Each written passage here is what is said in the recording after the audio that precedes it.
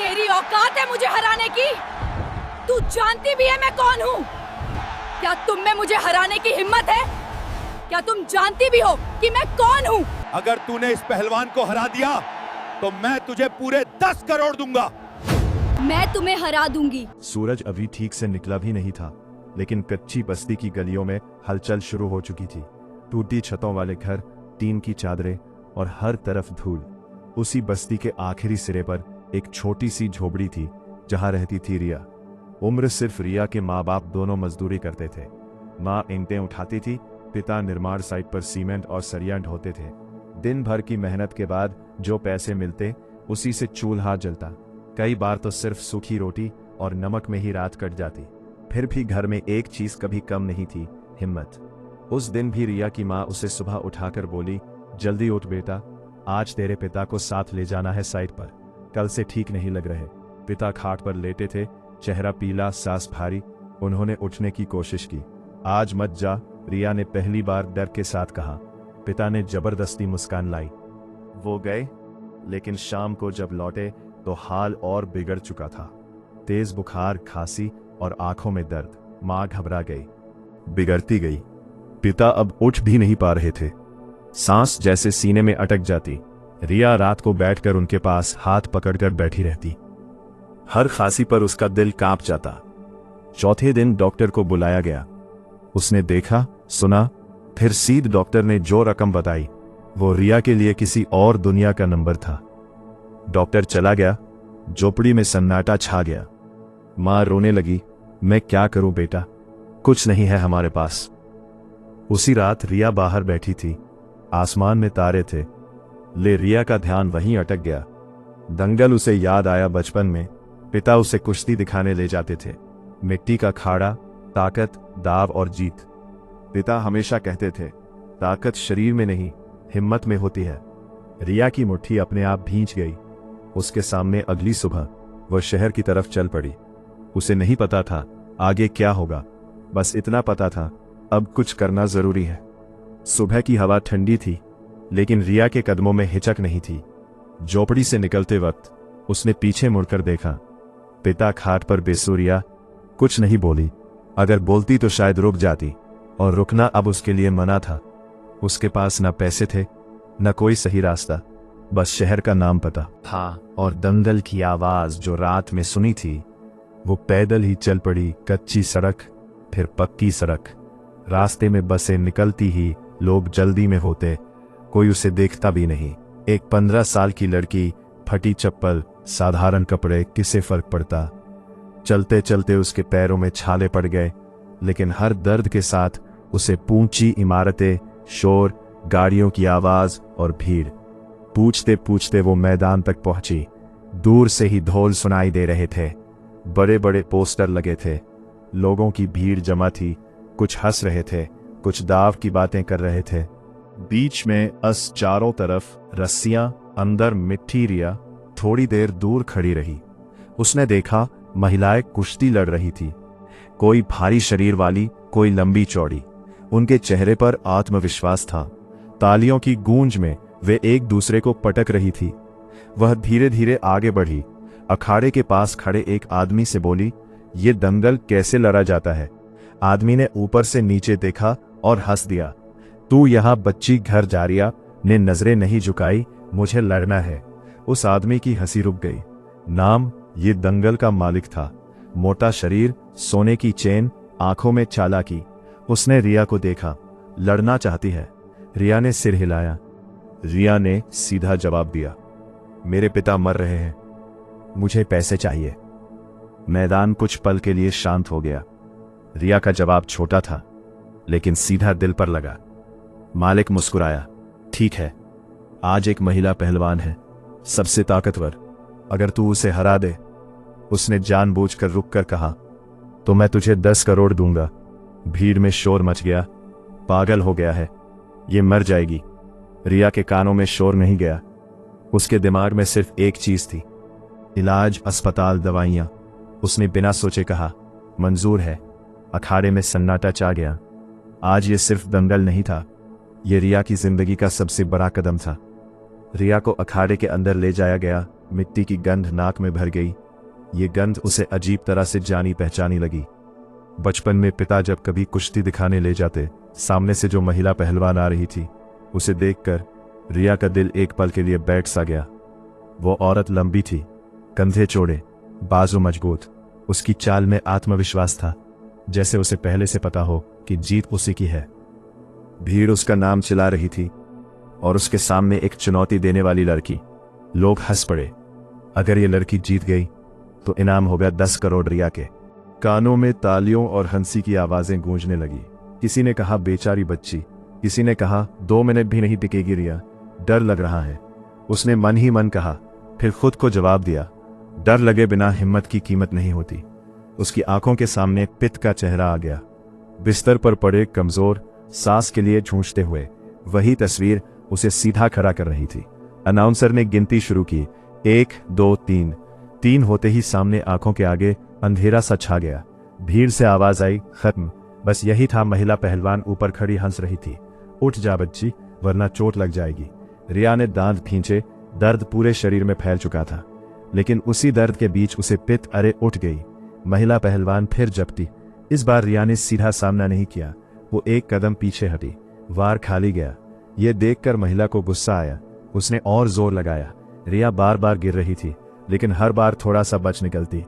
कुछ मिनटों में ही भारी महिला की सांसें तेज होने लगी। उसका वजन, उसकी ताकत, सब उसके खिलाफ काम करने लगे। रिया ये सब देख रही थी। उसकी आंखों में डर अब कम और ध्यान ज्यादा था। भीड़ अब चुप थी, सब देख रहे थे। ये लड़की टूटी नहीं है। रिया की सांस तेज चल रही थी, लेकिन उसके दिमाग में अजीब सी शांति थी।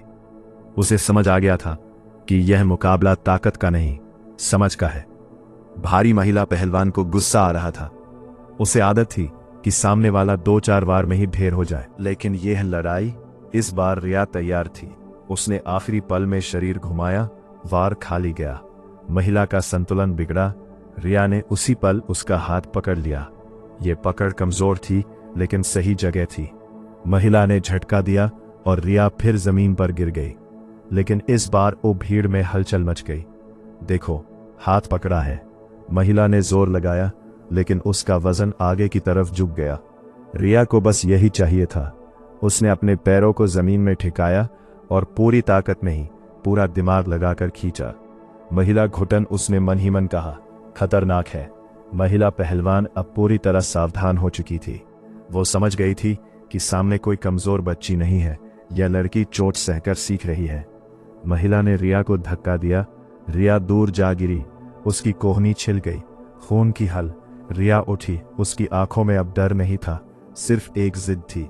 दोनों फिर आमने सामने थी, सांसें भारी। महिला ने फिर हमला किया, इस बार धीरे लेकिन दबाव के साथ। वो रिया को नीचे दबाने लगी। वजन भारी था। रिया की छाती पर दबाव पड़ा। सर रिया की आंखों के सामने अंधेरा छाने लगा, लेकिन उसी अंधेरे में उसे पिता की खांसी सुनाई दी। रात की वही आवाज, वही डर। अचानक अपना घुटना मोड़ा, शरीर घुमाया और महिला की पकड़ ढीली होते ही फिसल गई। महिला का वजन आगे गिरा। रिया ने पी, ये कैसे हो गया? महिला हड़बड़ा कर उठी। उसकी आंखों में अब घमंड नहीं था, अब मुकाबला बराबरी का हो चुका था। रिया हाफ रही थी, लेकिन उसके चेहरे पर एक पल की भी खुशी नहीं थी। वो जानती थी अभी जीत दूर है, लेकिन अब उसे रास्ता अखाड़े में अब शोर नहीं था, न हंसी न मजाक। जो लोग कुछ देर पहले रिया को देखकर मुस्कुरा रहे थे, अब खड़े होकर देख रहे थे। सबको समझ आ गया था कि यह दंगल साधारण नहीं रहा। भारी महिला पहलवान ने अपनी गर्दन घुमाई, कंधे झटक। ताकत अब भी थी, लेकिन लय टूट चुकी थी। रिया सामने खड़ी थी, थकी हुई, चोटिल, लेकिन आंखों में एक अजीब सी चमक थी, जैसे अंदर कहीं आग जल रही हो। महिला ने फिर हमला किया। इस बार वो सीधा नहीं आई, उसने दबाव बनाया। धीरे धीरे आगे एक कदम, फिर दूसरा। लोगों को लगा वो डर रही है, लेकिन सच ये था कि रिया समय खरीद रही थी। हर कदम के साथ वो महिला की सांसें गिन रही थी। हर भारी सांस उसके लिए एक इशारा था, थोड़ा और, बस थोड़ा और। रिया ने मन ही मन कहा। अचानक महिला ने तेजी से झपटा मारा। यही उसकी गलती थी। रिया ने नीचे झुककर उसका हाथ पकड़ा, घूमी और उसके वजन को आगे जाने दिया। महिला का संतुलन फिर बिगड़ा। दोनों जमीन पर लुढ़क गए। रिया का शरीर दर्द से भर चुका था। हर सांस के साथ सीने में जलन हो रही थी। महिला ने पूरी ताकत लगाकर उसे दबाने की कोशिश की। उसका वजन रिया पर था। सांस रुकने लगी। भीड़ से आवाज आई, बस अब नहीं बचेगी। रिया की आंखें बंद होने लगी। उसी पल उस आखिरी जिद निकाली। उसने पैर मोड़ा, कमर घुमाई और अचानक झटका दिया। महिला का शरीर पलटा। इस बार वो पूरी तरह नीचे आ गई। अखाड़ा सन्न रह गया। महिला ने उठने की कोशिश की, लेकिन रिया पहले से तैयार थी। उसने तुरंत पकड़ बनाई। ये पकड़ कसी हुई सांस पर असर डालने वाली। महिला छटपटाने लगी। उसकी बाजू कांप रही थी। रिया के हाथ भी कांप रहे थे। उसे लग रहा था जैसे अभी गिर जाएगी, लेकिन उसने खुद से कहा, अगर मैं गिरी तो मेरे पिता भी हार जाएंगे।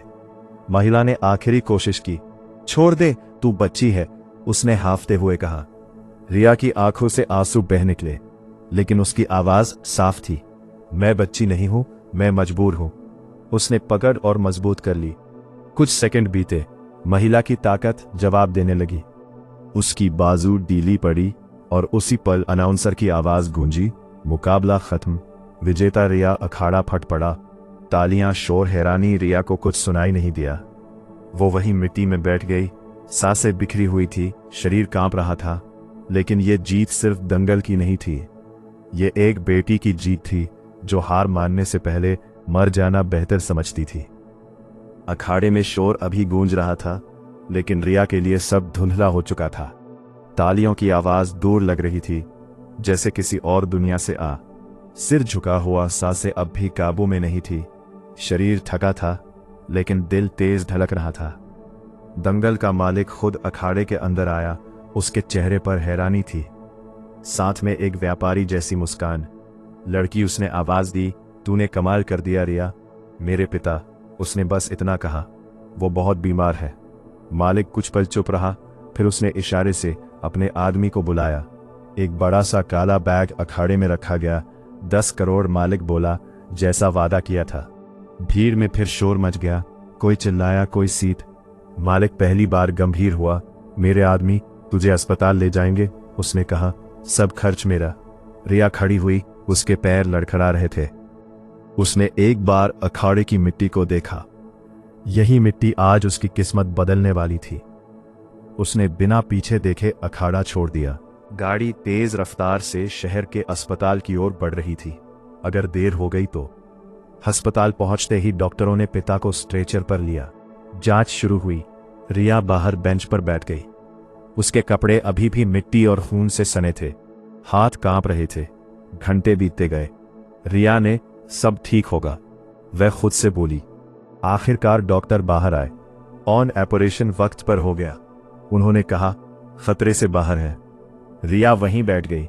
इस बार कमजोरी से नहीं, राहत से। आंखों से आंसू बहते रहे। कोई आवाज नहीं निकली। उस रात पहली बार उसने चैन की सांस ली। 10 करोड़ अब सिर्फ एक रकम नहीं थे, वो उसके पिता की सांस बन चुके थे। और यहीं से रिया की जिंदगी का नया अध्याय शुरू हुआ। अगली सुबह अस्पताल की खिड़की से धूप अंदर आ रही थी। हल्की शाह। अंदर कमरे में मशीनों की धीमी आवाज चल रही थी। पिता बेहोशी से बाहर आ चुके थे। आंखें आधी खुली थी। सांस अभी भी कमजोर थी, लेकिन स्थिर थी। यही रिया के लिए सबसे बड़ी जीत थी। डॉक्टर ने आकर बताया कि इलाज लंबा चलेगा, लेकिन जान का खतरा अब नहीं है। डॉक्टर ने साफ कहा। रिया ने सिर हिलाया। उसने पहली बार किसी डॉक्टर से पैसे का सवाल नहीं पूछा। अब डर नहीं था, सिर्फ जिम्मेदारी थी। पिता की आंखें खुली। उन्होंने रिया को देखा। कुछ परियां तुरंत उठकर पास गई। उसका हाथ पकड़ लिया। मैं यही हूं बाबा। पिता की आंखों में नमी आ गई।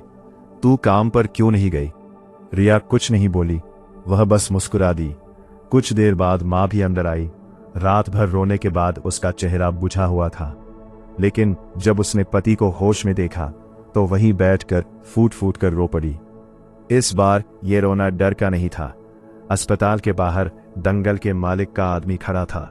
उसने आकर बताया कि पैसे सुरक्षित रखे गए हैं। इलाज के बाद रहने के लिए वही लड़की, वही दंगल लोग अस्पताल के बाहर आकर पूछने लगे, कुछ देखने, कुछ यकीन करने, वही है क्या इतनी छोटी उम्र में? रिया किसी से नहीं मिली। उसे कहानी बनने का शौक नहीं था। उसे बस अपना घर बचाना था। कुछ दिन बाद पिता की हालत में सुधार आने लगा। तूने क्या किया था? रिया चुप रही। मां ने धीरे से कहा, इसने दंगल जीता। पिता ने कुछ नहीं कहा, बस रिया को देखते रहे। उनकी आंखों में गर्व था, लेकिन उससे भी ज्यादा चिंता। अब कुछ मत करना ऐसा, उन्होंने कमजोर आवाज में कहा। अब नहीं करना पड़ेगा बाबा। उस शाम जब रिया अस्पताल की छत पर खड़ी थी, शहर की रोशनी नीचे फैली हुई थी। उसे पहली बार लगा कि यह शहर अब उतना डरावना नहीं है। उसने अपने हाथ देखे, चोट के निशान अब भी थे, लेकिन वे उसकी जब हालात सबसे नीचे ले जाते हैं तभी इंसान खुद को ऊपर उठाना सीखता है। समय धीरे धीरे आगे बढ़ने लगा।